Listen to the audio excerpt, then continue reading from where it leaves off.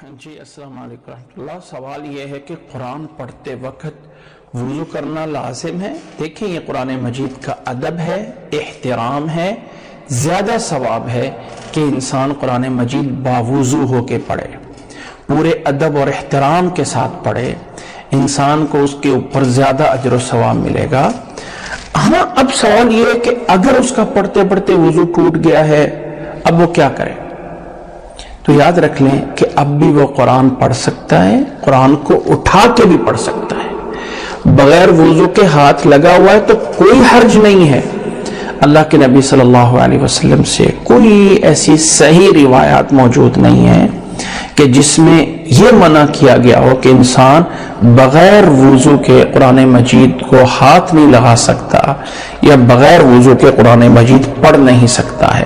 حضرت عائشہ رضی اللہ تعالیٰ عنہ فرماتی ہیں کان یذکر اللہ علی کل احیانہ، اللہ کے نبی صلی اللہ علیہ وسلم اللہ تعالیٰ کا ہر حال میں ذکر کر لیتے تھے۔ اسی طرح یہاں یوٹیوب پہ کویشچن آنسر میں ایک ویڈیو موجود ہے کہ عورت اپنے مخصوص ایام میں قرآن مجید پڑھ سکتی ہے نہیں پڑھ سکتی، ہاتھ لگا سکتی ہے نہیں لگا سکتی، تو اس کو بھی دیکھا جا سکتا ہے۔ دیکھیں بات یہ ہے کہ اس میں کوئی شک نہیں کہ ادب اور احترام ہے، ٹھیک ہے، ادب احترام ہے کہ انسان وَمَن يُعَظِّمْ شَعَائِرَ اللَّهِ فَإِنَّهَا مِن تَقْوَى الْقُلُوبِ، جو اللہ کے شعائر کی تعظیم کرتا ہے یہ انسان کے تقوی کا حصہ ہوتا ہے۔ لیکن سوال یہ ہے کہ کیا یہ اگر کسی نے وضو کے بغیر قرآن مجید کو ہاتھ لگا لیا تو یہ گناہ ہے؟ نہیں، ایسا نہیں ہے۔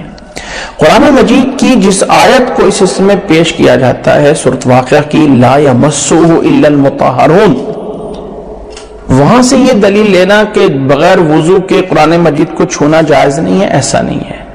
اس آیت کے بارے میں تفاصیل میں نے اس ویڈیو میں بتائی ہوئی ہیں۔ قرآن مجید کی یہ آیت فرشتوں کے بارے میں ہے اور اس کتاب سے مراد لوح محفوظ ہے کہ اس لوح محفوظ کو پاکیزہ فرشتے ہی چھوتے ہیں۔ اس آیت کا صحیح ترجمہ یہ ہے۔ اللہ ہمیں سمجھنے کی توفیق عطا فرمائے۔